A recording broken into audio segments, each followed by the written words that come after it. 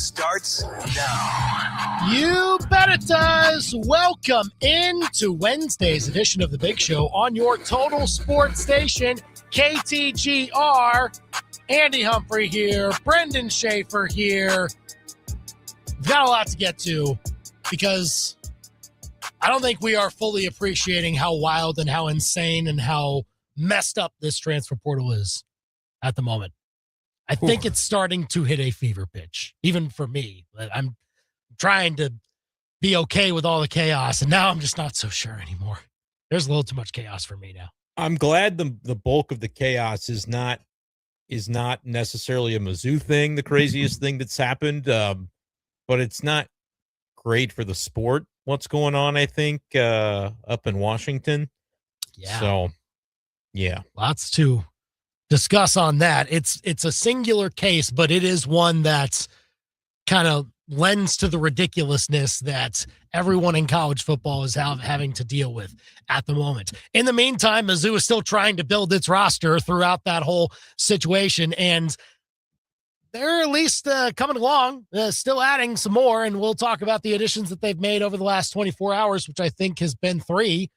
So I think they're up to 7, unless I'm missing somebody. So we'll talk about those guys. We'll talk about Mizzou men's hoops having a big game tonight in Lexington, taking on Kentucky, trying to make it back-to-back SEC wins.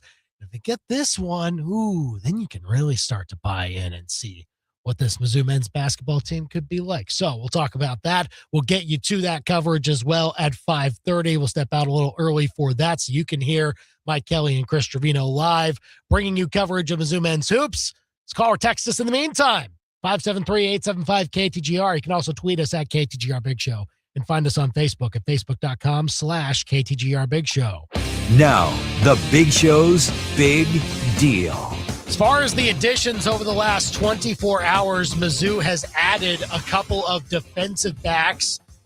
Notre Dame safety, Jadon Blair, redshirted last year. He's got all 4 years left, so Mizzou can use a little bit of that at least, as he's a young player that will add into the secondary depth. And added another one from Auburn today, as the Tigers now have 2 defensive players from the transfer portal coming from the Auburn Tigers. And late last night also added an interesting running back transfer, Ja'Shawn Edwards, I think is how you say it. Name starts with an X. He's from Houston Christian. He was an FCS All-American last year, over 1,000 yards rushing, 12 touchdowns for Edwards, joining what's already a pretty talented running back room with Ahmad Hardy and Jamal Roberts, but now he's part of it. And that is the Big Show's big deal on this 7th day of January 2026, 875-KTGR to weigh in. I think that means it's 7 additions for Mizzou in the transfer portal so far. They've lost about 20, so still trying to get that catch up, but we'll see as they progress over the next few weeks or so. But Brendan, it's a little interesting because the situation up in Washington, it's not something that Mizzou is directly involved with, but their former quarterback seems to now be a little bit involved in it. According to the reporting, Bo Pribula is now visiting Washington. So that at least it kind of colors what we're talking about across college football now, that Washington all of a sudden thinks that it needs a quarterback, even though they signed their guy, DeMond Williams. We talked yesterday about Kenny Minchie saying he was going to go to Nebraska, signing with Kentucky, and that's why it's good news that you get Austin Simmons to sign from Ole Miss to go to Mizzou. I guess it is. Now I'm not so sure anymore. That doesn't even mean anything, apparently. Yeah. The DeMond Williams one is the craziest one that has happened in the transfer portal era, period. Yes. In the NIL transfer portal area, this is the craziest one, because 4 or 5 days ago he signed to stay at Washington, and I think if I'm connecting the dots here, Lane Kiffin thought he was going to be able to get Trinidad Chambliss to come from Ole Miss to LSU when that no longer looked likely. And Quan Lacey, by the way, sticking at Ole Miss. Right. So things are not going great for Ole Lane right now. But they had Brendan Sorsby from Cincinnati at LSU basketball game, I think, last night, as this is going on, where it comes out that Damon Williams is entering the transfer portal after he had already re-signed with Washington. And then all the reports come out that like they're going to attempt to enforce the contract, which had it spelled out clearly that he could not enter the transfer portal. They would not grant submitting the paperwork to put him into the transfer portal. No, you have to stay and be our quarterback. Which now, if an hour ago people are saying Bo Prabula is going to visit Washington, like, what are they going to do? I mean, the lawsuits. We're talking about lawsuits here, one way or the other, that are eventually going to come about as a result of this transfer portal period. Whether it's, schools suing the player because the player wants to transfer, right? My assumption is after Lane Kiffin strikes out on Chambliss that maybe he tries to lure Damon Williams into the portal and get him to go to LSU while Sorsby's at the basketball game. Lane Kiffin is busy. Yeah. Someone's getting sued over it. That's what it feels like. Because if you're Washington, like, sure, you're going to say we're going to try to enforce this, but there is no enforcement agency. The NCAA is completely useless.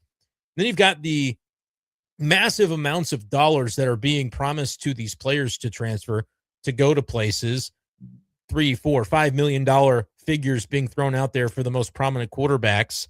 And Ross Dellinger had some stuff out today to basically say, like, there could be a rude awakening here because these promises that are being made are based on like the promise of corporate sponsorship money through NIL that will then go through the clearinghouse and be approved. What happens though if those multi-million-dollar deals are not approved? Will players be declared ineligible? What happens? We have no idea. I think we're going to find out. I think finally this is going to be the cycle that something's going to happen to where somebody somewhere is going to say, or what? You know what I mean? Like they're going to attempt to circumvent the semblance of what the rules are, and it already seems like it's happening and the cracks are beginning to form. It could get crazy if one or two entities in this cycle is bold enough to say, I'm just going to test it out, or what, NCAA, or what? And then the chaos ensues. It's essentially what Damon Williams is saying. Like, okay, sure, I signed it, but what are you going to do if I try to get another deal elsewhere? Are we sure, though, that it's Damon Williams doing this and not somebody in Damon Williams' ear? Well, it doesn't matter. The entity is Damon Williams. I don't really care. I'm not vilifying the player, but it's him. Yeah, he's got to take responsibility for his actions. Yeah. Well, sure. I don't care who's in his ear. He's, at the end of the day, responsible for his decision-making. That being said, still a kid, and I would be more punitive of an NFL player who was in a situation like this. Like I do think there needs to be some sort of reset on like who can advise these kids. Well, yeah, that does need to happen. That's fair. If it like, I think it might not fix the whole system, but it can do a lot of good to make sure that if you are wanting to represent a college athlete in some way, shape, or form as their NIL rep or their agent officially, you do have to register with some sort of organization that allows you to do it and gives you the training and verification and everything else that allows you to fully and responsibly represent this player. So, like, I don't know how that happens. Like, a clearinghouse was supposed to, like, clean up a lot of this too, like not get the NIL deals out of control. I'm still skeptical that that's actually going to happen, that they're going to have enough enforcement to do it. The cat's out of the bag, the toothpaste is out of the tube, whatever you want to say. Yeah, because schools didn't hear that there's going to be a clearinghouse and say, oh, guess we can't do these multi-million-dollar deals over the top anymore. Exactly. They said, we need to compel corporate, Fortune 500 companies to say they are signing off on it and that the money's coming from them, whether it is or not. You know what I mean? Like, that's what we need to say officially is happening here so that we can continue to justify these contracts and get the players and the salary payrolls for our rosters that we want to have. And so like that, everybody kind of said, okay, this is going to be the next frontier. And there's that happening where we know how the NIL Go thing has gone. Like, the deals take a long time to get through. Sometimes they just kind of hang out there in limbo. There's no really status updates on whether or not yours is being processed, whether you've been approved. Like, it just is kind of business as usual, though. You're right about the agents thing. Like, yeah, there should be some sort of rules and guidelines and guardrails around that. But that's not the biggest issue. The biggest issue is that when a player signs a contract with a place and then 4 days later says, just kidding, I want to go pursue this other thing, there needs to be an entity that says, no, you cannot do that. Right. You will not be eligible to take the field for LSU or for wherever that, wherever you decide you want to go. This is the contract. If you're playing FBS football this year, you're doing it at Washington, or you're not playing at all unless they agree that you're let out of the deal mutually. Those are the circumstances. Yeah, the kids kind of get swept up in the hoopla of it all, and they're probably advised by people, but that's not the overarching problem. The overarching problem is somebody out there has to have the authority to say, no, you cannot do this, and we will not allow for you to do this. And we know the Big Ten as a conference has made efforts to do that when a similar situation happened, I believe, last year with a player at Wisconsin. And we'll see if there's any ability for them to do it here. But the way that it went the last time, if I'm not mistaken, the player just simply withdrew from the university, and rather than going through the process of the transfer portal, they just enrolled at the school they wanted to play for. And I guess it worked out. He's on Miami now and playing in the playoff tomorrow. So I don't really know that there is an entity that can tell Damon Williams, no, man, you signed this contract. It's legally binding. And Washington drew it up with such language to show, like, specifically the thing that you're trying to do, you cannot do. Or here's the penalty for it, financial, I'm sure. But they also don't have to allow him to play for another institution. The NCAA exists. That should take 5 minutes to say, no, give him a call, let him know that he's not welcome to do that. He signed a contract. Yeah. Done.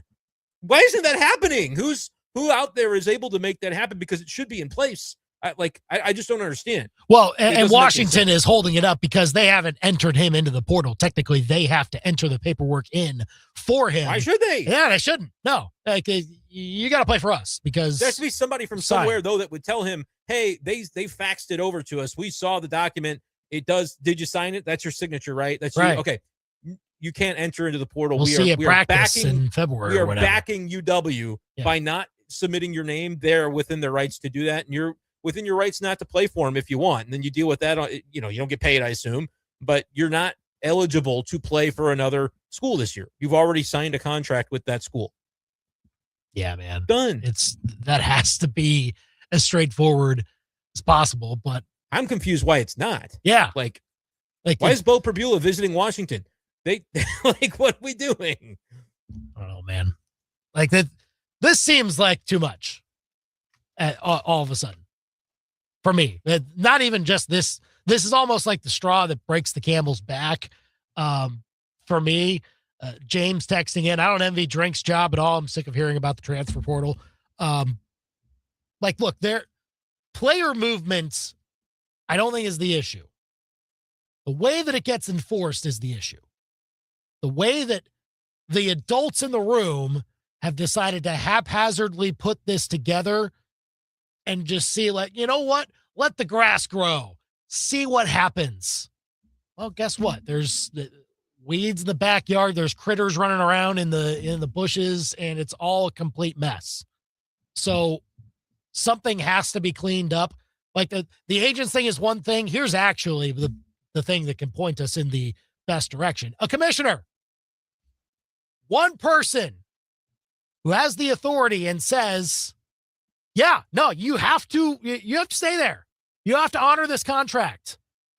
And here is the punishment if you don't honor it. Like, you can't play for a year or whatever it might be. Like, that honestly might be part of the best punishment, if you ask me, because if it's all about just money, then all right, a player might still go ahead and go to a different school, and that new school will just cover the buyout or whatever the penalty is for him breaking the contract. Right. Like that, money seems to not be an object for any of these power schools, and certainly a select few just to throw it out willy-nilly. Texas Tech, Miami, Alabama, you know the names. Yeah. But one person, singular in charge, that oversees it all, has a staff that can run these enforcement arms and actually regulates these types of movements.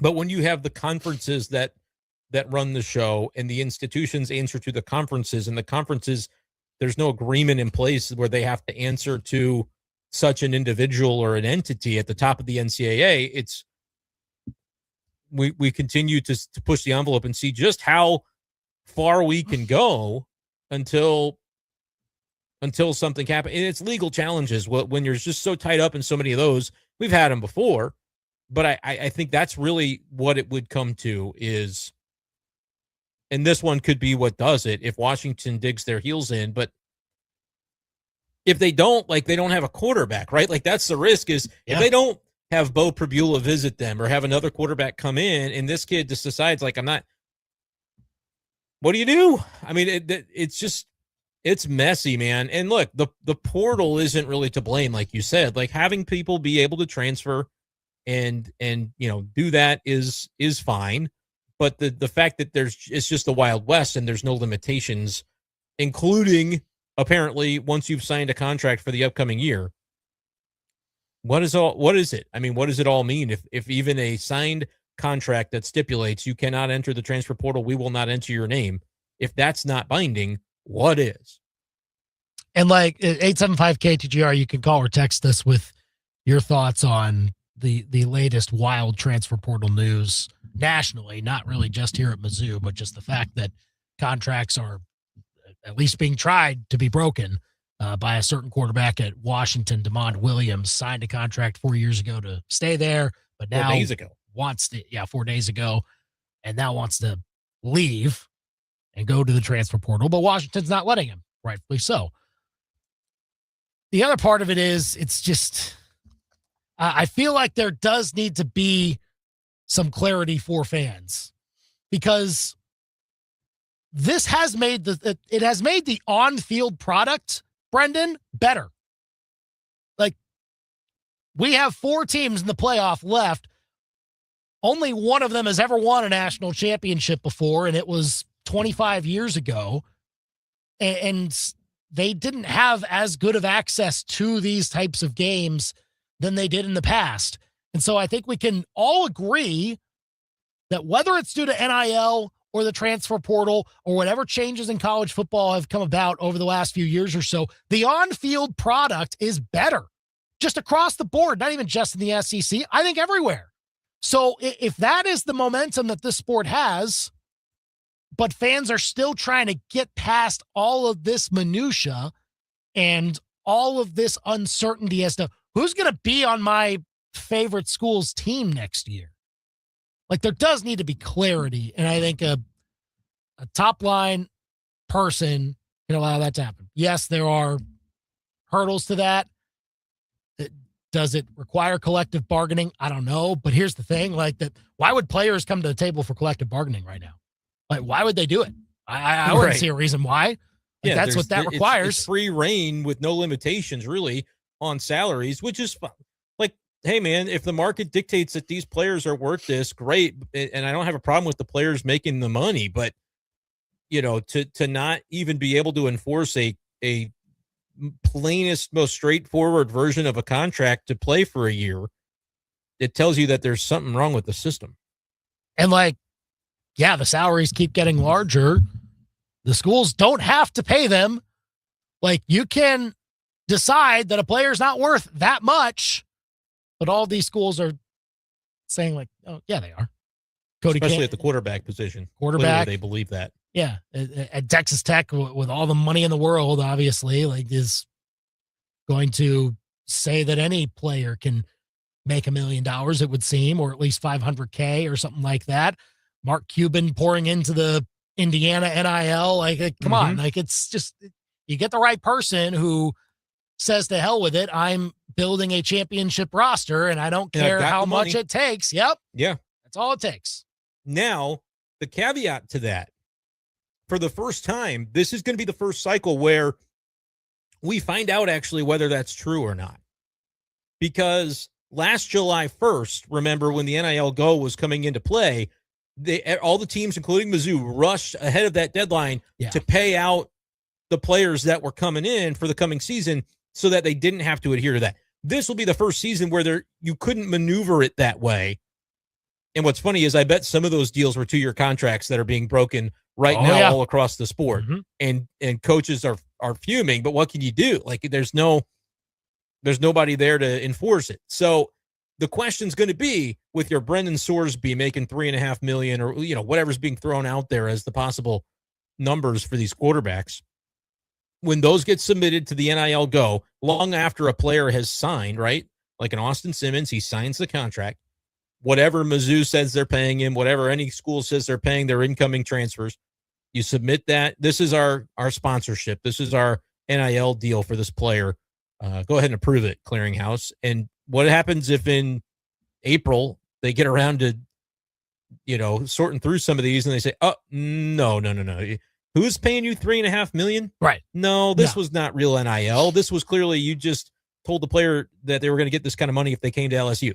Like that's clearly what this was. No, this is not ineligible, and this player cannot receive this financial compensation for this spokesmanship deal with whatever organization the NIL is supposedly through. Then what happens?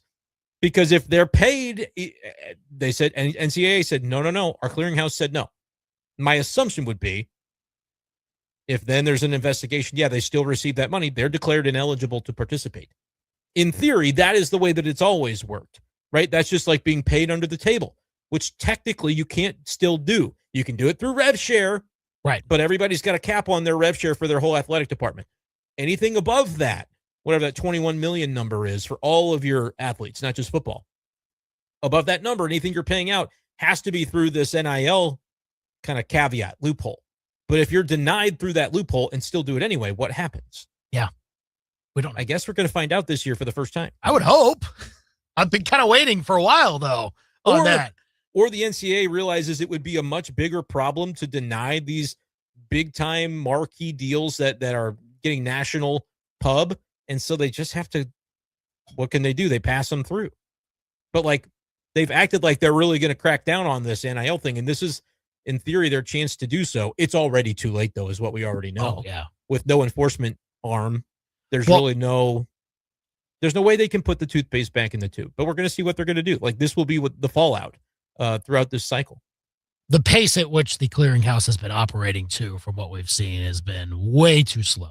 I don't understand that. You have one job. Exactly. All you have to do is, the deal comes in, you say, okay, we'll do a little digging. You probably have some sort of algorithm that, says green light or red light, whatever it is. Make a few calls. What do you need to find out about this business? What's the plan? Yeah. Because really at the end of the day, they're deciding if the business that is submitting this through is if it's real NIL marketing for their business by using the name, image, and likeness of the player so they can do a commercial on the radio or a TV spot or live appearances.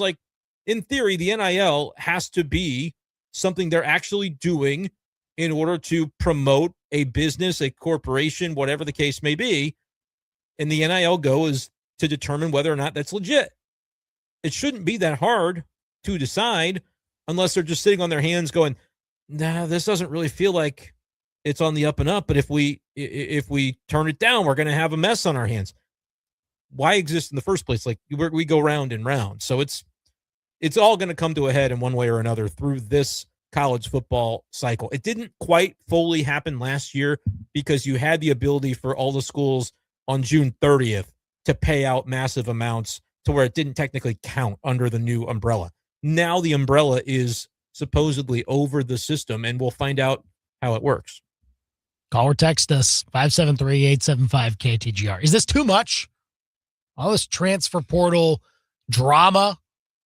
It's not necessarily happening here, which I guess is a good thing, or at least we haven't heard about it.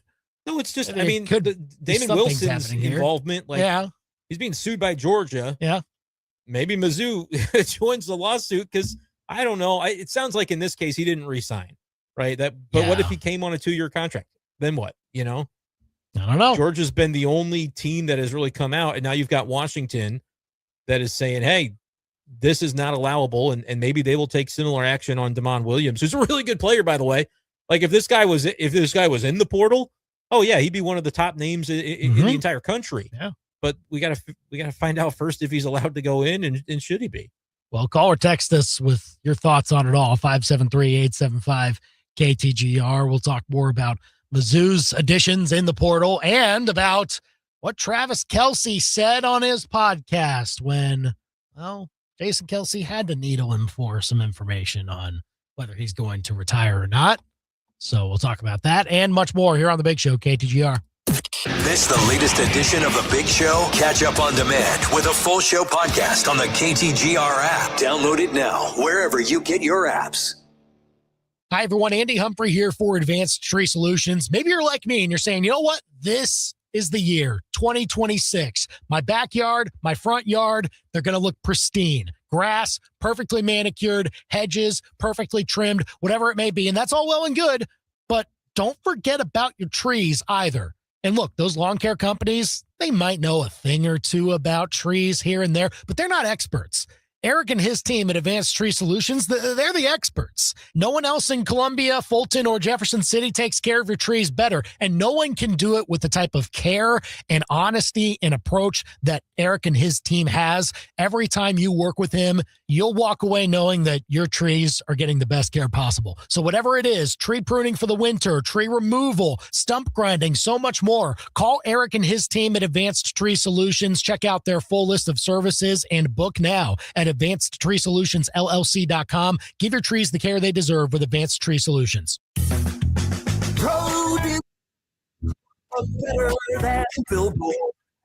this is Jimmy with Pro Designs, and maybe you've heard we're the vehicle wrap specialists, but branding your business doesn't stop there. At Pro Designs, we can wrap your walls, windows, even floors. Go to ProDezigns.com. Come see them at their locations in Eldon or Columbia off Rangeline Street in Iceland.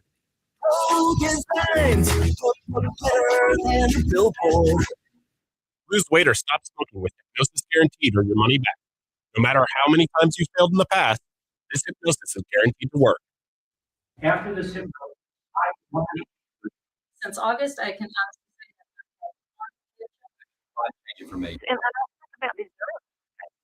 Bridget, how much have you lost now? holy cow. It's easy, it's fun, And I would just say good for it. Oh my, what are you waiting for? Lose the weight or stop smoking guaranteed, only $59.99. Hypnosis designed to destroy unwanted cravings, late day eating binges, boredom eating, stress eating. Hypnosis Tuesday, February 3rd at the Capitol Plaza Hotel and Convention Center in Jefferson City, or Wednesday, February 4th at the Holiday Inn, Columbia East in Columbia. Weight loss hypnosis 5:30 p.m., stop smoking hypnosis 8 p.m. Registration 30 minutes before. Sign up at markpatrickseminars.com. That's markpatrickseminars.com. Hi, we're Midway Electric. When winter hits, electrical issues can turn serious fast, at home or at your business. That's why you need a trusted local team that shows up, solves the problem, and stands behind the work. From whole home generators and security systems to everyday service and repairs, Midway Electric has you covered. And now through January, get $500 off a whole home generator installation to keep you powered up no matter the weather. Midway Electric, powered by people with pride. MidwayElectricInc.com.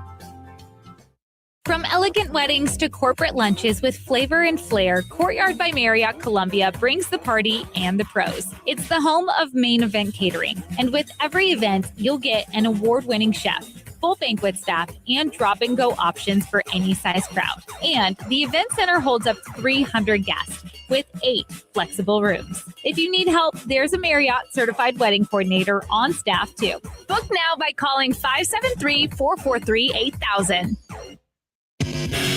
Back to more of the biggest sports stories in mid-Missouri. You've got The Big Show on the KTGR app.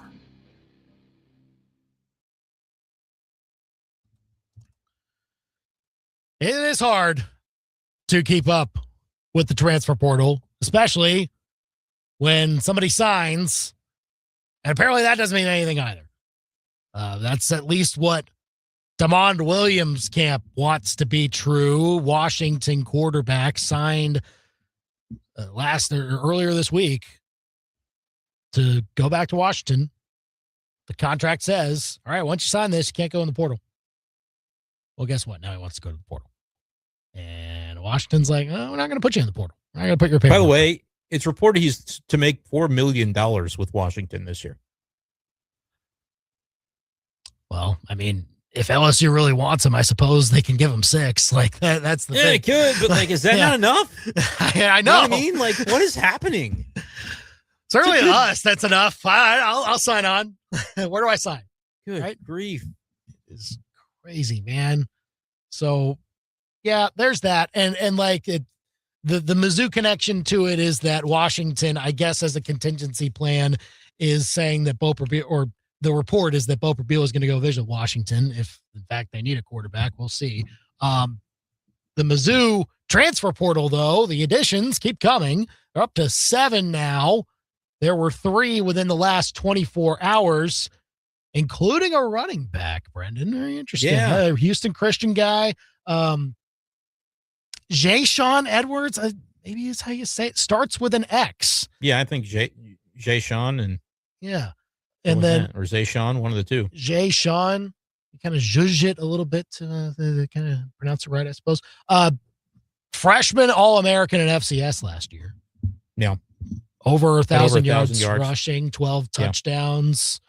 So, like, look, you don't need a running back, but adding him to the room wouldn't be a bad thing to do, especially since both Ahmad Hardy and Jamal Roberts. I mean, Roberts, I believe, would be out of eligibility after this next year, and Hardy, if he has the same type of year he just had, he's off the NFL. And so next year, after those guys are gone, presumably at the same time, you'll need someone to step up. And maybe that was part of the pitch to Jay-Sean Edwards. Hey, once those guys leave, you could be the guy all of a sudden. Yeah, I mean, he's got plenty of eligibility left. He's a smaller back, speed guy, potential return man. Like, he could be a kick returner. I think he's like 5'9", 175. And yeah, even though Ahmad Hardy would technically have more eligibility, I don't think he will need it. I think he will be a top 50 pick in the NFL draft the year that he is eligible. And look, I mean, Jamal Roberts, I think, would then, if he wanted to stay, he could stay. If he wanted to go to the NFL, I think he would be a good pick and could go to the NFL. And either way, if you're Zay-Sean Edwards, like, you're looking around going, there's going to be opportunity here if I can have a little foresight and be patient. That's not something we see as a commonplace thing here in the portal era. But, you know, maybe for this kid, he kind of says, hey, wait a minute, this is something that could really work out for me if I play my cards right. Well, so I think it's kind of a nice get. Look at the coaching staff and the jobs that they have been able to do with not just Mizzou's current 2 running backs, but just guys in the past. Yeah. Curtis Looper, I think, a huge part of why Jay-Sean Edwards is a Missouri Tiger now.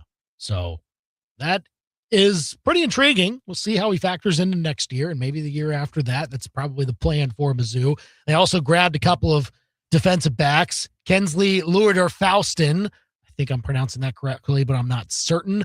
KLF, you mean? Yeah. KLF. You can, yeah, there you go. Good way to abbreviate it. Another Auburn guy. Auburn is just the farm system, I suppose, for Mizzou's defense. Were they on Auburn's defense last year? Yes. If they were, I will take them. Sure. Okay.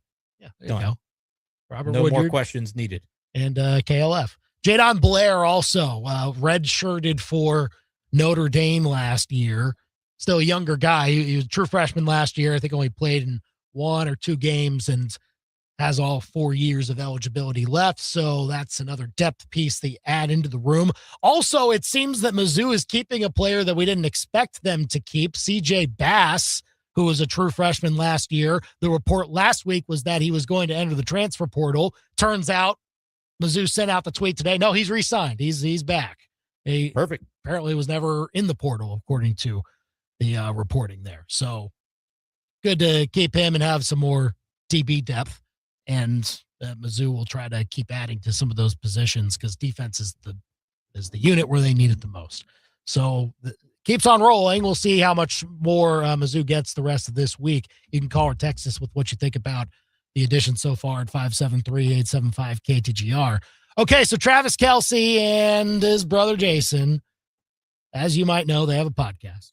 And sometimes we learn little nuggets from that podcast. Well, Jason Kelce, of course, had to ask his brother, all right, Are you still playing football? And here's the clip that is posted straight from the New Heights Twitter sites, clipped up. And here is what Travis Kelce, make sure we can hear this, but this is what he said to his brother on said podcast. Now the season is over.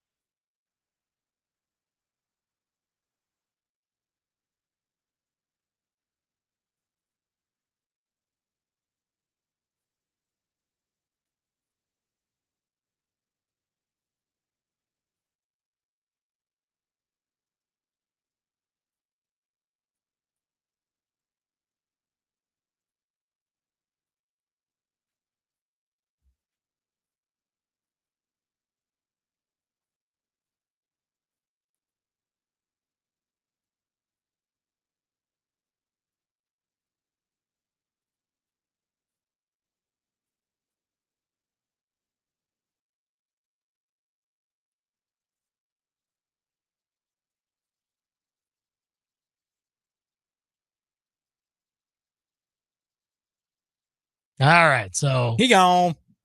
there you go. I don't for the YouTube audience, I don't know if they could hear it, but he didn't leave the door closed.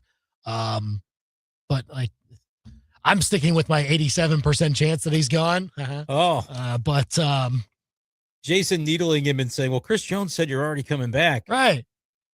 Travis called him optimistic. That's why we love it. Apparently earlier, it wasn't in that clip, but earlier in the podcast, he told Jason, I'm officially jobless, Jason. Actually, this is my only job. And then Jason's like, well, no, you're still employed unless you stop playing. Have you announced you stop playing?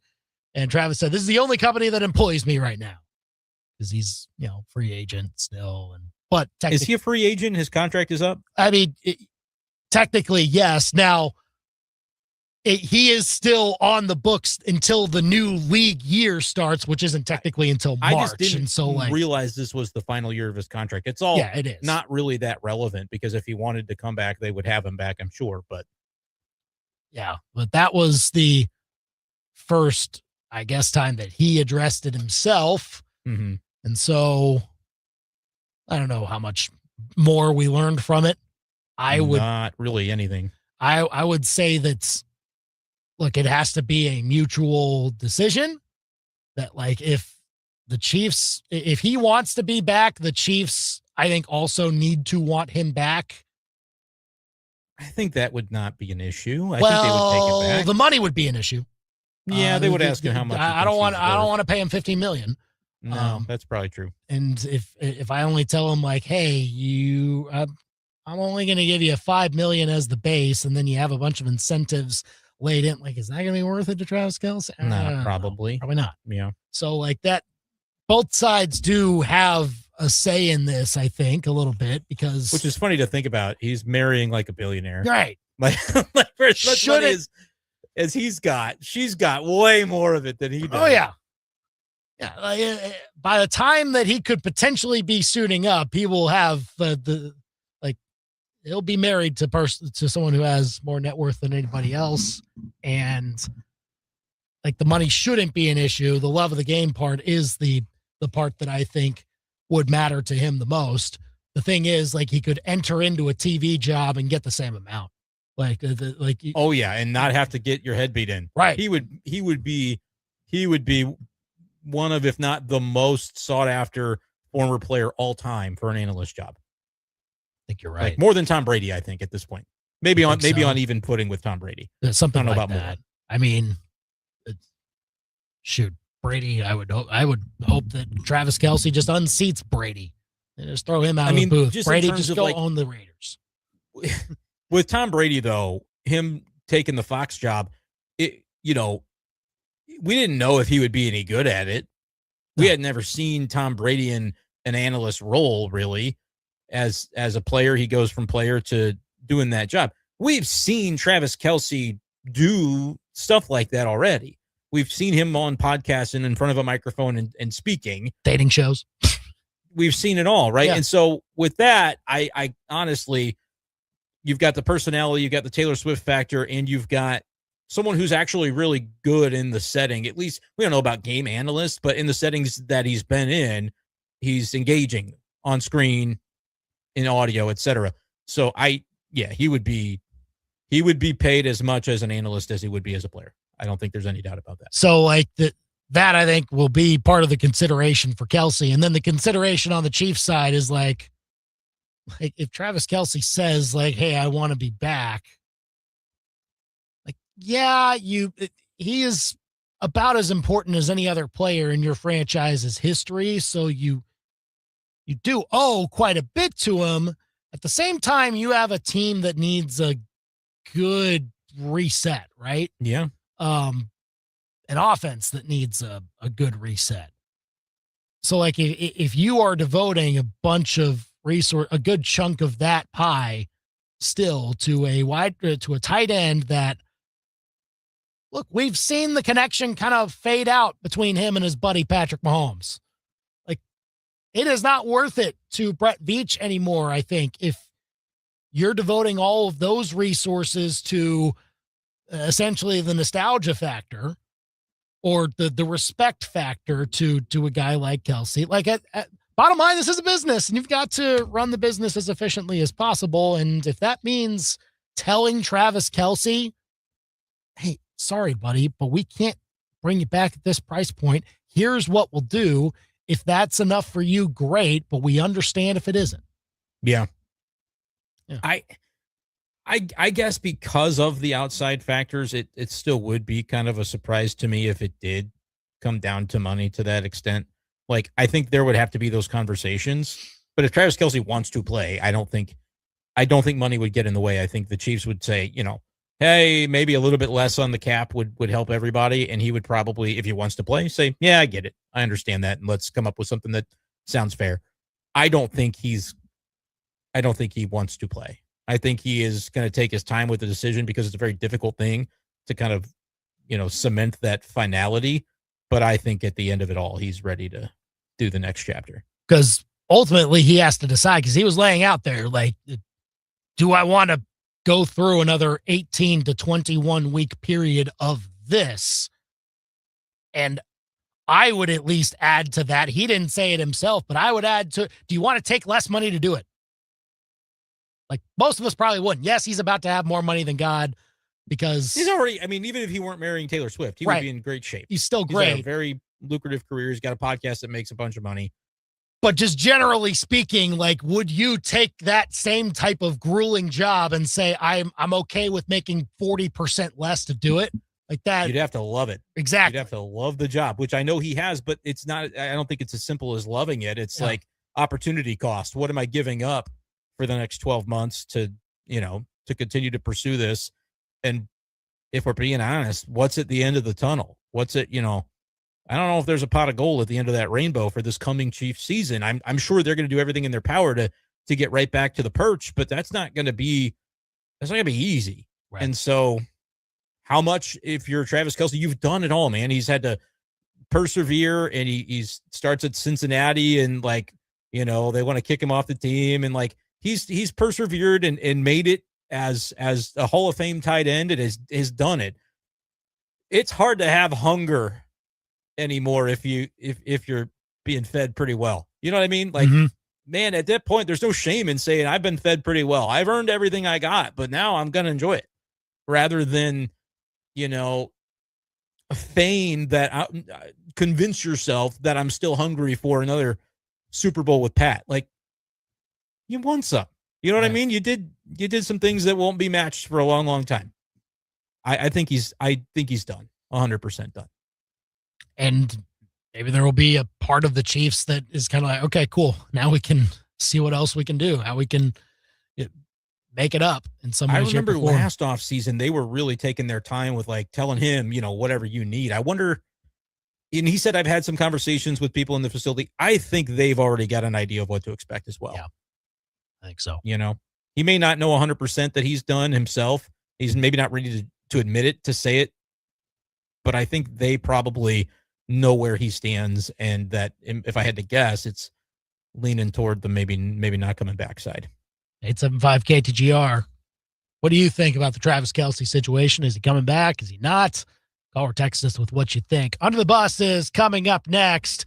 Joe Judge had quite the comparison to the last week he has had at Ole Miss. It's crazy that this got pulled out of the blue. That's next. Now, your local sports center update on your total sports station, KTGR. Good afternoon. I'm Andy Humphrey. This Sports Center update is with Lee's Tire Company. If it's round and rubber, Lee's sells it. Go to leestirecompany.com. The latest Mizzou transfer portal additions coming in the last 24 hours. Most recently, today, Tigers landed the commitment of Kensley Luador-Faustin, who is a 5'11", 183-pound safety coming from Auburn. So that's now the second defensive player that the Tigers have added through the transfer portal from the Auburn Tigers. Additionally, Notre Dame safety Jadon Blair announced his commitment to the Tigers yesterday, and running back Ja'Shawn Edwards out of Houston Christian announced his commitment late last night to Mizzou. Tigers are now up to 7 transfer portal commitments for 2026. Mizzou men's basketball tonight. They're taking on Kentucky. No Javon Porter once again for the third straight game, still dealing with an injury as the Tigers look for back-to-back SEC wins to begin conference play.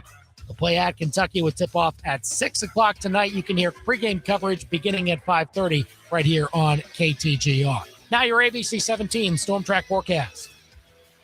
I'm ABC 17 Storm Track Chief Meteorologist Jessica Hafner. I'm tracking increasing clouds tonight with temperatures remaining in the mid to upper 40s. Tomorrow we'll wake up to showers that become widespread throughout the morning. We'll have a break throughout the early afternoon, and then more storms arrive by the afternoon, bringing the potential for heavy rain and a few strong wind gusts. Temperatures make it up to about 60 degrees. I'm ABC 17 Storm Track Chief Meteorologist Jessica Hafner, and that's your ABC 17 Storm Track forecast on your total sports station, KTGR. High school hoops. Switches on the crossover, Euro step inside, high off the glass and in. At its best. Catch it on the left wing, turns around and knocks down the three. KTGR is your home for the best high school basketball matchups in Columbia. Follow the QBs, Bruins, Spartans, and Trailblazers all season long on KTGR's High School Hoops Game of the Week. See the full list of game broadcasts on KTGR.com and listen on the go with a free KTGR app. High school basketball lives here on your total sports station, KTGR. On an all-new Dr. Bill, how old is too old to be sleeping with mom and dad when you're a bed bug? We just can't do it anymore. He's almost an adult. Now, I have to be honest here. You are truly one of the most wretched, disgusting, blood-sucking insects that we have ever had on this show. I mean, yeah, I'm a bed bug. Can Dr. Bill help this bug grow his wings and fly? I mean, no. No, I'm a bed bug. We don't have wings. You need to stop with the excuses. Today at 4 on Dr. Bill. Hi, I'm Steve with Steve's Pest Control. And if you ever have a bed bug problem, just call me at Steve's Pest Control. I've got the equipment, the experience, and a team of dedicated experts. If you want your bugs removed, eradicated, or just plain old-fashioned dead, we're going to solve your pest problem. I guarantee it. Now you got a friend in the pest control business, Steve's Pest Control. It's hard to believe basketball season is already here. 1851 Underground Tap and Grill reminds you that whether you need a place to grab a bite after a local high school or college game, or you just want to plop down with some friends and watch some hoops on TV, they've got a spot for you. 1851 Underground has drink specials and discount happytizers for happy hour. Check them out on Facebook or at 1851underground.com. It's not a secret, but it is underground. 1851 Underground Tap and Grill in the historic Brick District, downtown Fulton. You're a merchant of all things that are man. Firearms, fishing, cars, food, sports. Yeah, the kind of stuff every man always needs more of. So show it off at the Mecca of Man, the 2026 Como Man Show, Saturday, March 14th at the Northeast Event Center where the Boone County Fair is held. It's the best and most fun way to show every man they need what you got. Seriously, by showing them. Bring your best stuff, show it off, and have a blast. For more info on being a vendor at the Man Show, go to ComoManShow.com. Hi, I'm Tom Connors. Went to Mark Patrick's hypnosis seminar February 6, 2019. Nothing worked before. Left there and never smoked again. Amazing. Easy, affordable, and guaranteed. A year later, with my wife Michelle, attended Mark Patrick's weight loss seminar. She lost 18 pounds and I lost 43 in 8 weeks. It's true. He smoked 2 packs a day and nothing worked until Mark Patrick Hypnosis. Now we're losing weight together, eating healthy, full on half the food, crazy, enjoying exercising. Who would have believed Mark Patrick Hypnosis really works? It's amazing. I can breathe again. My blood pressure went down and I've got so much energy. So much energy. And look great. Lose weight or stop smoking with hypnosis, only $59.99. Seminars, Tuesday, February 3rd at the Capitol Plaza Hotel and Convention Center in Jefferson City, or Wednesday, February 4th at the Holiday Inn, Columbia East in Columbia. Weight loss hypnosis, 5:30 p.m. Stop smoking hypnosis, 8 p.m. Sign up at markpatrickseminars.com. That's markpatrickseminars.com. From the trainers to the coaches, the equipment managers to the players and fans, it takes a whole team to be truly successful. Hi, this is Sophie Cunningham, and if you're looking for the best team of jewelers in Columbia, it's Betts. Their staff has years of experience handcrafting jewelry, and when you combine that with the newest technology, it gives Betts Jewelers the ability to truly wow their customers. So talk to the team at your hometown jeweler today. Betts Jewelers in downtown Columbia. Beautiful moments begin at Betts. Begin at Betts. They can't shoot it straight on the golf course, but they can shoot straight on the biggest sports stories in mid-Missouri. Back to Andy and Brendan on The Big Show on KTGR.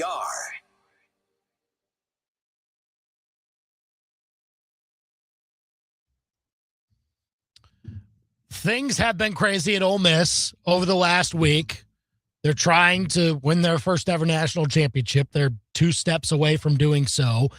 The whole situation of Lane Kiffin trying to yank away the assistants that agreed that they were going to come to him to LSU, and Lane saying, no, now's the time they need to come. But everyone's like, no, we're still in the playoff. We're still coaching this team.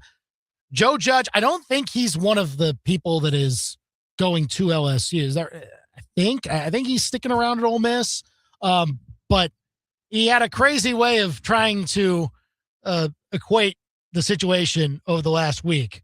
When asked about how chaotic it was, he said, quote, "My next door neighbor was Aaron Hernandez. I know this is still more chaotic," end quote. More chaotic. Wow. Than having Aaron Hernandez as your neighbor, which of course, Joe Judge was an assistant for the Patriots when all that was happening.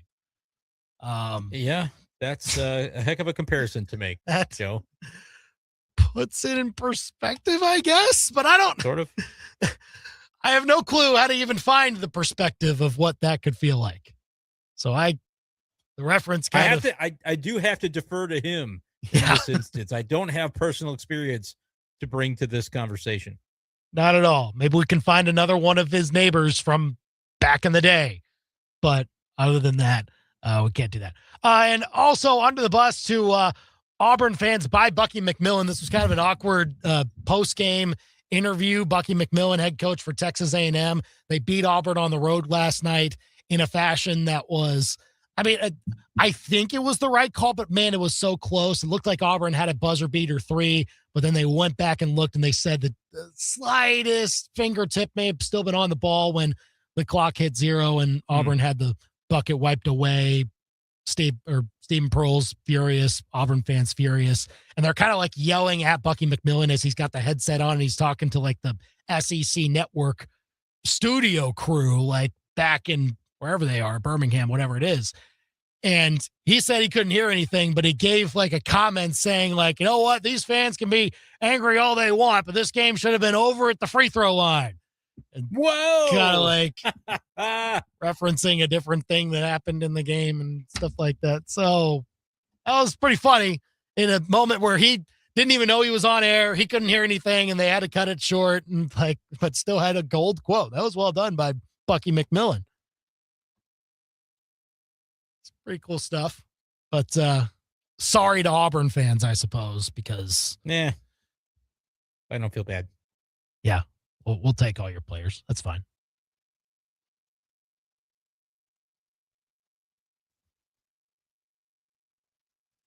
Next weekend, Cardinals Caravan. It's back in mid-Missouri. Here's the crew that you can go and see up close and personal in Jeff City next Friday. Of course, John Rooney's the MC. Here are the players coming: Yvonne Herrera, Matthew Liberatore, Quinn Matthews, Bryson Motts. Is that how you say it? Motts? Mounts? Yep. Okay. Alums, Al Urboski and Bernard Gilkey. That's a great crew right there. No, that's down in Jeff City. Is that accurate? It will be in Jeff City. There will not be a Columbia stop this year, it appears, but the Jeff City stop is always a lot of fun at the Missouri Farm Bureau Center. 6 o'clock next Friday night is when you can check that out. That should be a very good time. And it is totally free. Why wouldn't you go to a free event like that? Beat some Cardinals greats. So go and check that out. We'll have more details soon on ktgr.com as well as that date gets closer. In the meantime, we'll talk about Mizzou men's basketball taking on Kentucky tonight. Looking for back-to-back SEC wins. Can they get it done and get another signature win? We'll talk about it next here on The Big Show.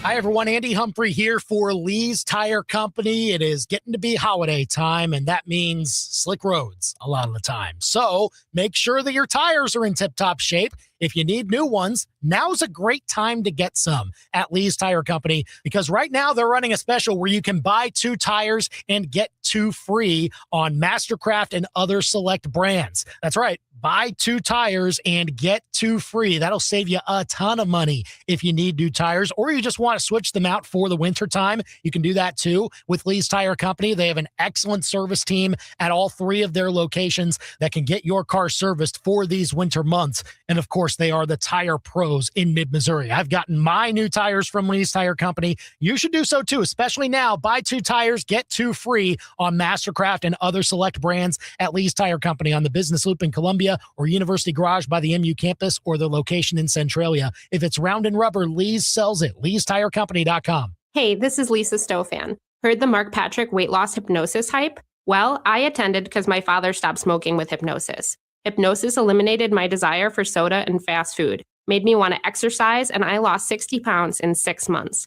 My energy level exploded. I went to another session to deal with some other problem foods, and I lost another 10 pounds. In fact, I brought my husband, and he lost weight, and his cholesterol and blood pressure improved.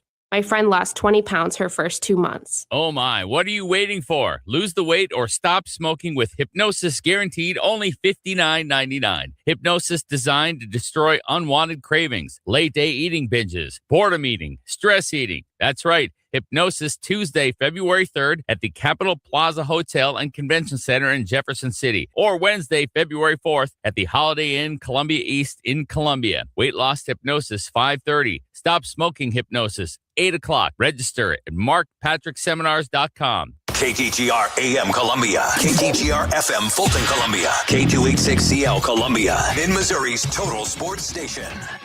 KTGR.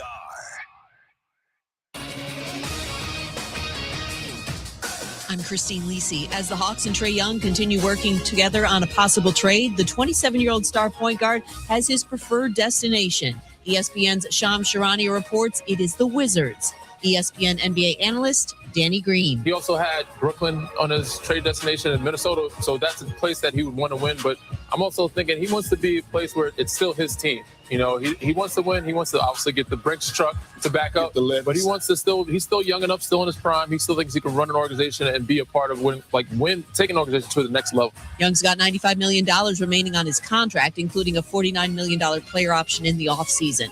Todd Bowles is returning as head coach of the Buccaneers for the 2026 NFL season. Washington brought in Missouri transfer quarterback Bo Pribula for an official visit today. The school is evaluating several options in preparation for QB Desmond Williams Jr.'s potential departure. Williams said last night he's entering the transfer portal despite signing a $4 million deal last week to return to the Huskies. Baseball, Cubs improved their rotation, acquired pitcher Edward Cabrera from the Marlins for 3 prospects. ESPN Radio is presented by Progressive Insurance. Progressive Commercial Insurance can protect your small business with over 30 coverage options, an easy-to-use mobile app, personalized discounts, and more. Get a quote in as little as 8 minutes at progressivecommercial.com. Discounts and coverage selections not available in all states or situations. From Faroe. 15 to the 10, to the house. Bush. Back to the wall, and it's got her. And Arrowhead. Touchdown! Kansas City to your speakers. This is the big show, baby. Get fresh takes on the biggest sports stories in mid-Missouri. Right now, this is The Big Show with Andy and Brendan on KTGR. Who you got tonight, Mizzou or Kentucky? It's basketball action. You can hear it on KTGR. In about 30 minutes, we'll get you to that coverage from the Tiger Radio Network in just a bit. But not before we get our thoughts in on the game. Call or text us with what you think, 573-875-KTGR. We'll get some more of your calls and texts, maybe even going over more news in the transfer portal. Seems another get for Mizzou, which we might have time to talk about. So be sure to get your thoughts in on all that here on The Big Show. But first, it's 5 o'clock. It's time for the Top 5 at 5 on The Big Show. Number 1. If you want to trade away for curtain number 1, you can have curtain 1. So Mizzou is making inroads in the transfer portal. Kinsley Lador-Faustin, I'm going to call it KLF, a safety from Auburn, was added. They already had the linebacker from Auburn, Robert Woodyard. I believe that came down yesterday. He's a stud. Houston Christian running back, Sayshawn Edwards, in the fold, and he's a guy who's got some speed, maybe a kick return candidate as well. Defensive back from Notre Dame, Jadon Blair. Yeah, Mizzou is making those inroads, and look, we always knew it was going to look worse before it got better because you're simply going to fill spots that open up, and you're going to find out that those spots open up first. But I still feel like at the end of it all, Eli Drinkwitz is going to have a great portal session. Number 2. Number 2, your timing is impeccable. The portal happenings elsewhere, though, are completely chaotic, even though things at Mizzou are mostly going pretty normal. Latest example of the chaos, probably the biggest, too. Washington quarterback Damon Williams announcing his intention to enter the portal despite already having signed a new deal with Washington for the upcoming year. And the contract was reportedly worth $4 million. So that's pretty good money. But yeah, now he wants to enter the portal. How is it possible that his contract that he signed 4 days ago doesn't get enforced? Washington is wondering the same thing, and they haven't entered his name officially into the portal as they challenge the status given the state of his recently signed deal. This ends in the lawsuits one way or another. Number 3.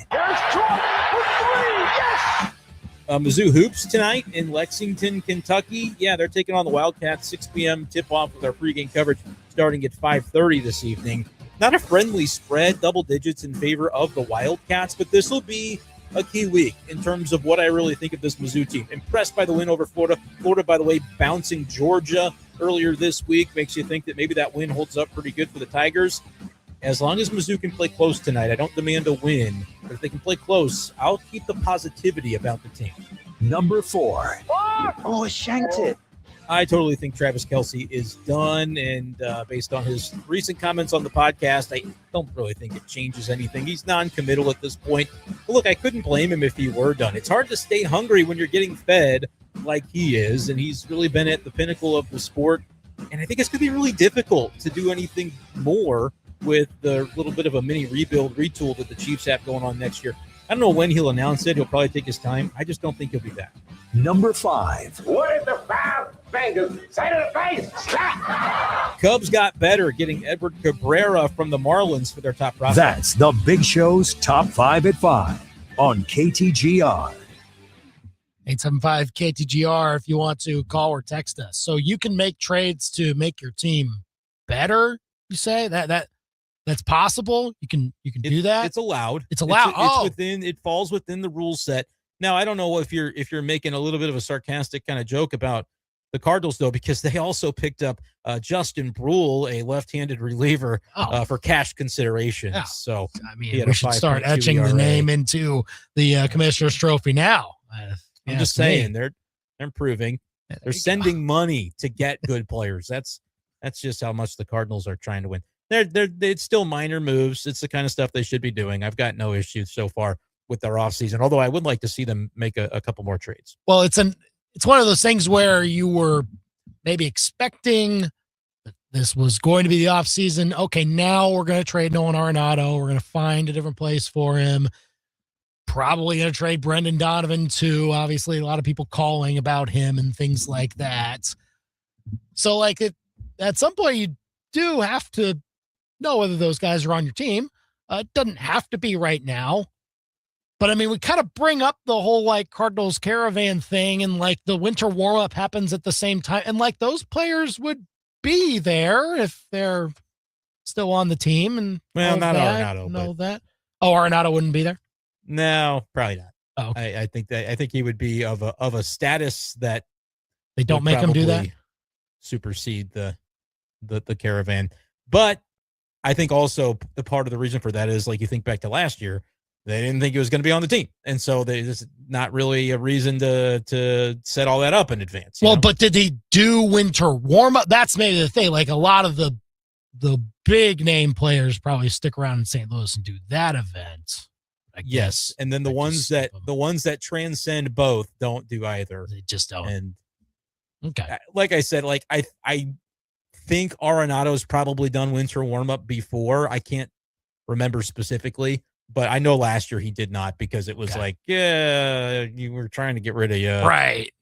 And like Donovan, I would be surprised if Donovan's there either this time around, even if he's still on the team. That's just like those autograph sessions and those like meet and greets that's already scheduled. And so it's kind of, they're actively trying to move both those guys. So I did and look, either of them could still be with the Cardinals. I would say slim to none for Arenado. Donovan, there's a chance that he's still with the team and they just say, no, we didn't get the asking price met, so we're not going to just sell low on a player that we think is really, really good and is still going to have trade value in July or a year from now. So, we're just going to hang on to him, but we'll see what happens with both those guys. Call or text us at 875-KTGR if you want to weigh in. Okay, Mizzou, Kentucky, who you got tonight in men's basketball? Is the Tigers.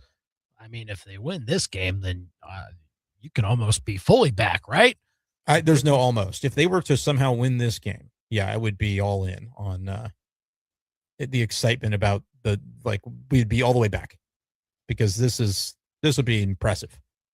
Kentucky is projected as a 9-point favorite on KenPom. Pulling up my unnamedsportsbook.com here to see if there's is it down to 9? You said? The KenPom is 9. Yeah, the projection is double digits. Is minus. So the spread is a little more. It gives a little more value to Mizzou, it would seem. I'm saying value as far as not respect, saying that Kentucky would win by more, but saying that if you were to take Mizzou, maybe you get a little more juice with it. So 12.5. Wow. Oh my.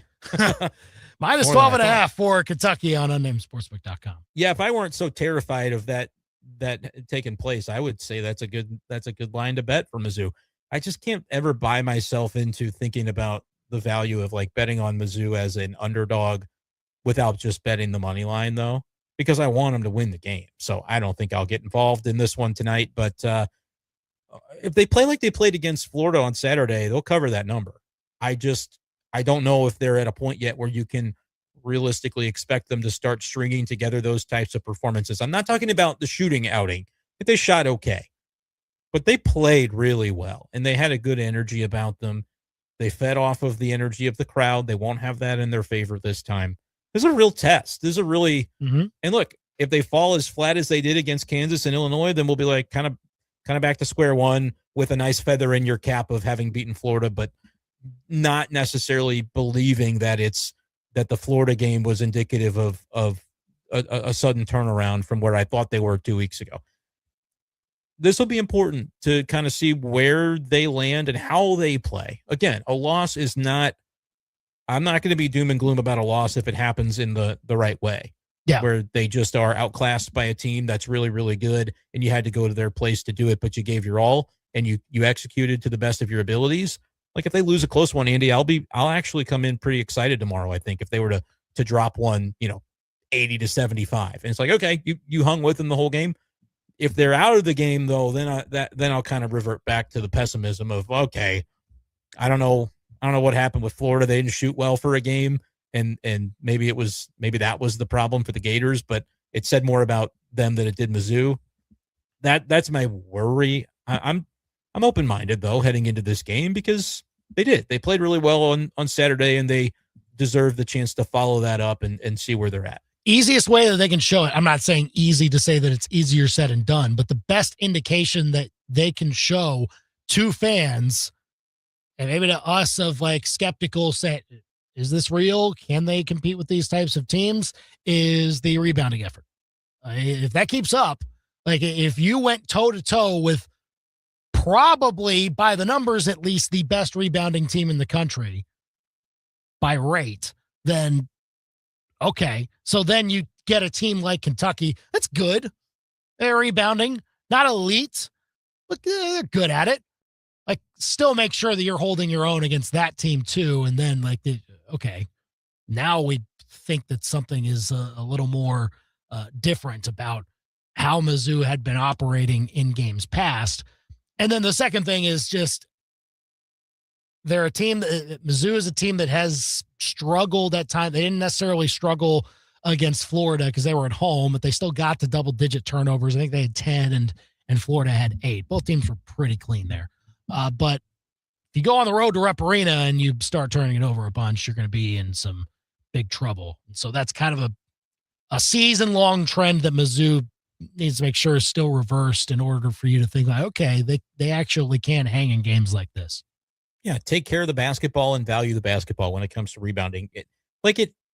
It's not that difficult to rebound. It's just about having effort. You have to want to do it. And look, if you are in the right positions to do it and they're bigger than you, they're better than you, and it happens, then fine. But I've watched plenty of Mizzou games where the loose balls, the clang off the rim is there to be had for whoever gets to it first. And a big portion of rebounding is effort in rebounding, and they haven't had enough of that historically. They had it on Saturday, and that's all I'm asking is to see that again. I don't care if you get out rebounded if it happens in a way that demonstrates that you valued the importance of the practice of the art form of rebounding. A lot of times it doesn't feel like they do. Whatever clicked in there for those practices leading up to the Florida game, Dennis Gates, thanked his players for letting him ride him pretty hard. And maybe that's what they needed, but hopefully those lessons stick and you're able to maintain them even when you're in a road environment that's going to be hostile, like you'll see at 6 p.m. tonight. And a game that Kentucky probably wants to make sure they get. I don't think they're in desperation territory. They've got good wins already this year. They beat Indiana, beat St. John's, but kind of got the double-digit loss at Alabama probably stings for them. They probably thought they could be a little more competitive in that game. And so they now come home for their first conference game, and it's kind of a recipe of them to be like, okay, there's a team in Mizzou that, yeah, they looked good this past weekend. We know we've got better talent than them. Let's assert our dominance. So you've got to be ready to have that type of wave from what Kentucky is trying to do in that sense. It's interesting though, like looking at their resume, they don't really have those sorts of wins that demonstrate that they're, top dog. And even like they've played a lot of tough games.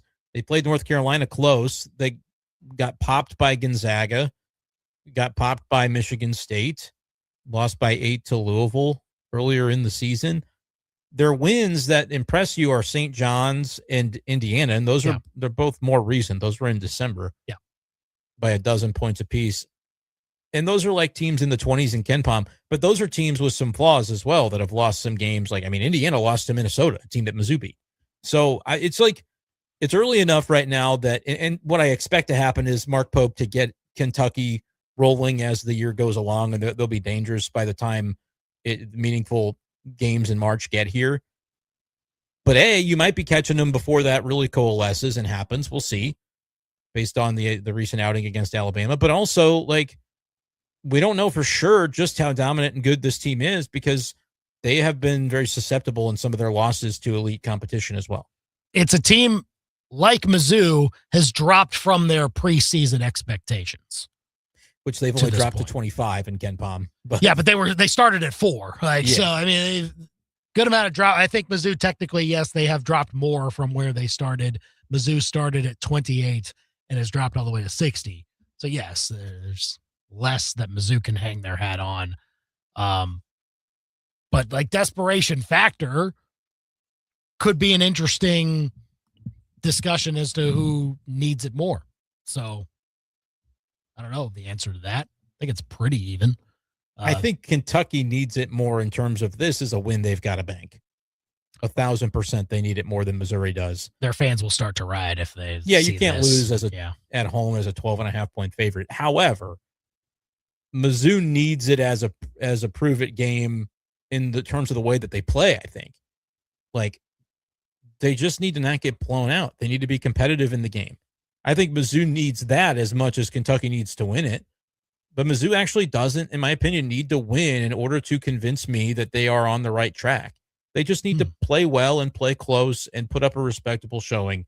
And then if you do lose by 8 points or whatever, okay, make sure to then the next proving ground will be Ole Miss to show that, hey, we can win a road game. You were close to doing it at Notre Dame, and I think Ole Miss is kind of a similarly calibered team. Won't be in the tournament, and neither will Notre Dame. Notre Dame might be even worse than Ole Miss, but like baby steps. Play competitive at a tough place to play tonight. Go on Saturday and beat a team that you're better than, or the aspirations we have for you aren't very realistic if you're not better than Ole Miss. Like, this is a week where I think you're measured against the way they perform, and we can draw some conclusions about where they might be heading. Call or text us with your predictions on Mizzou basketball tonight. 573-875-KTGR. Daniel says, I just want to be a close game to make me happy. Kentucky's in a must-win situation before they hit rock bottom with Pope. I think this is going to be a rock fight game with no flow and a lot of free throws. We can make free throws. Maybe we can steal this one. We shall see. Picking them to win? No. Okay. All right. No, but I'll say that they do what I want to see them do to come in tomorrow and feel good about still talking about this team and feeling like they're on the right trajectory still. This is not a game that they could, even if they don't cover, they lose 80-67. I don't think I'm going to be back on like the doom and gloom that I was really on before the Florida game. Lose to Ole Miss, and I'll probably get back toward that apathy, but they can definitely gain some favor in terms of like the optics of what kind of team we really think they're going to be if they play them relatively close tonight. I was, for a score prediction, I was looking for the over-under. It's 152.5. They're 12.5-point underdogs. I'll say it probably ends up being around that number for the over-under. I'll go Kentucky 80, Mizzou 71. I'll go 78-70 Kentucky. I think it's in that range, and that would be fine. I'm not going to be, I say that, let's see how you get to it if that's the outcome. Anything better than that, though, you lose by 7 or fewer, that's a nice result. You'll go up in Ken Pom probably on a result like that on the road at Kentucky. All right, so Mizzou can't get the victory, maybe get the moral victory. I'm actually moral victory. Yeah. Okay. I'm down with a moral victory tonight. I wouldn't be the worst thing in the world from where we were against Illinois. There weren't any moral victories that night, so I wouldn't hate a moral victory. I don't say that often about Mizzou, but I think with where I was with the basketball program before the Florida game, moral victory there are worse things to have. Well, 10 minutes, we'll start coverage of Mizzou and Kentucky from the Tiger Radio Network. So stay tuned for that. Give us your predictions on the game, 573-875-KTGR. But we still have more to talk about. In the meantime, another transfer portal edition for Mizzou football. And I think this one's pretty good. Think it's going to work? Maybe. That was a good way to... The YouTube audience enjoyed that. Yeah, they were. Next on The Big Show. Breaking down the Tigers, Cardinals, Chiefs, and more like no one else. The Big Show continues next on KTGR. Michael Agnew here with API Project Fitness. I understand that life is hard, and if you're soft, it will squish you. You must find a way to be hard. Armor yourself up mentally and physically and emotionally. Our goal is to help you find your inner strength and hardness. The difference between strength and weakness is choice. With our group fitness classes and personal training and open gym, the choice is yours. Choose strength. Find us at apiprojectfitness.com or call us at 573-268-6944 to make an appointment. Losing a loved one is probably the hardest punch you will ever take in the fight of life. Dealing with the fallout, finances, and how to replace that loss of income for your family is even harder. That's why Phyllis Nichols and her team are so passionate about life insurance. Phyllis Nichols is the 12th-round agent who fights for your best interests and knows exactly what you need. Get your life insurance with State Farm Agency licensed Phyllis Nichols, the 12th-round agent. Okay, the limb is hanging over the driveway. I need this pruned. Oh, call the electrician. An electrician? Yeah, or maybe your HVAC guy. You've officially lost it. I need an expert in the right field. Fine. Call that lawn company. They mow and prune. Yeah, they also scalped your yard last summer. When it comes to trees, trust the experts who actually know trees. Ones that are trained and educated for pruning, planting, and removals done right. Call Eric at Advanced Tree Solutions, your tree's best friend. AdvancedTreeSolutionsLLC.com. If you're craving something delicious, find your way to the Pasta Factory, where everything's made from scratch daily. Their fresh sauces, cakes, quiche, dressings, and soups are sure to tantalize your taste buds. And all pasta entrees are cooked, baked, and tossed to order. Don't leave without sampling those homemade desserts, lovingly crafted by Jason and Rob.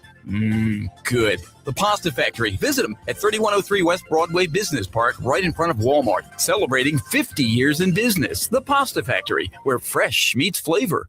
This is the year she gets an upgraded diamond, the year that dad finally gets his retirement watch, and the year that your daughter graduates, so you give her the necklace she's always dreamed of. Family Pawn is not your traditional pawn shop, but they are your secret to saving big on stunning jewelry for every occasion. Family Pawn, where you'll find timeless treasures for a fraction of the cost. FamilyPawn.com. Not your traditional pawn shop. Family Pawn. Stop smoking with hypnosis. Only $59.99 guaranteed or your money back.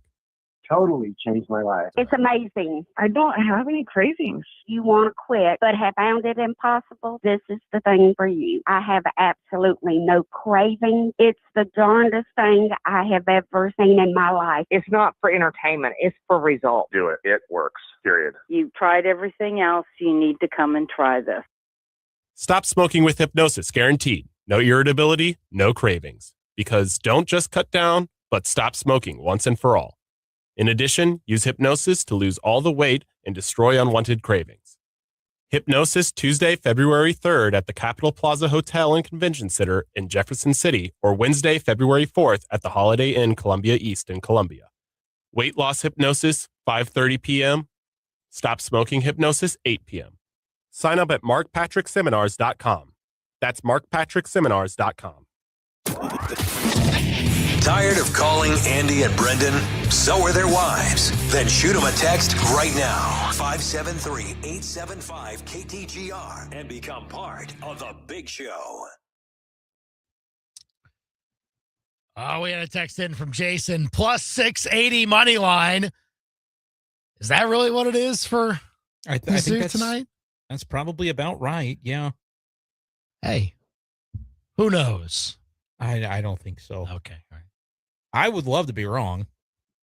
Hey, like 7.5 point underdogs at home. Now, look, that was different. I mean, Florida, I think, is. Look, I think they're on a similar plane as Kentucky. Kentucky has their flaws.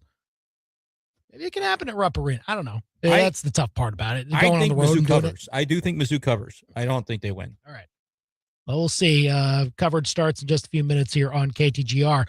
But quickly, though, we got to get to the news from the last hour. Mizzou has found an offensive lineman out of the transfer portal.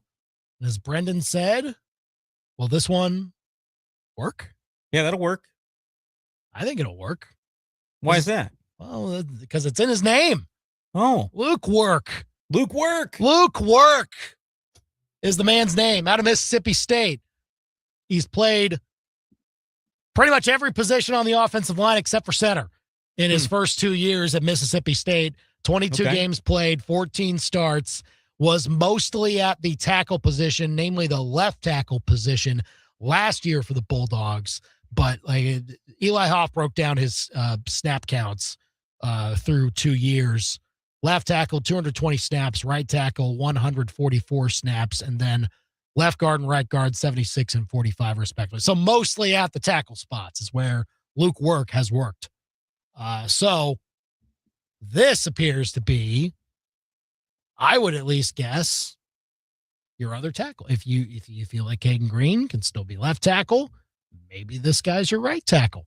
Of course, right tackle, a little more important now. I'm going to disagree with that and say I don't think, and it's not a knock on him. I don't really know a lot about him. I know Mississippi State, had improvements this year as a team for sure, and their passing game, their offense was pretty good. I mean, their defense had some big time problems, but I'm sure this is a nice get. I wonder though if he's more kind of a guy that could swing into a number of positions. Heck, I mean, you do need a center as well, with Tollison moving on. So I'll be very curious to see. I would be surprised by right tackle, though, because of how important the position is for a guy that kind of feels like a swing tackle and also maybe a guy that could kick inside to play guard. It's going to depend on what they do with Caden Green. I assume Caden Green is going to be playing tackle. That's why you come back probably, is to prove yourself further as a tackle for the NFL scouts. But I don't know which tackle, probably left. I think right tackle, they're going to have to swing pretty big, though, to get. So you think they get another person from the portal to be right tackle? That would be my guess. I could be wrong, but I think like they were trying to get the Andrew Sprague from Michigan. He ended up going back to Michigan, which was a disappointment because I thought there was some rumblings that might go our way. But yeah, I think maybe they won't be done with offensive line, and this could be more of a, like, you got guard spots to fill out. I know the guards are kind of coming back. Piegler would be back, and Jadis is back. You're getting Jadis back, but I feel like tackle's the need, but that would be my guess is where he is. Okay. Is I right hope tackle. they get one more. I hope they get one more marquee offensive lineman to feel like you've got enough. So we'll see. But obviously, a long way from seeing how it will actually shake out on the offensive line. But Luke Work becomes the 8th transfer addition for Mizzou football. We'll talk more transfer portal, I'm sure, tomorrow. But Mizzou Hoops, that comes up next here on KTGR. So stay tuned for that. He's Brendan. I'm Andy. We're back tomorrow at 4. From the trainers to the coaches, the equipment managers to the players and fans,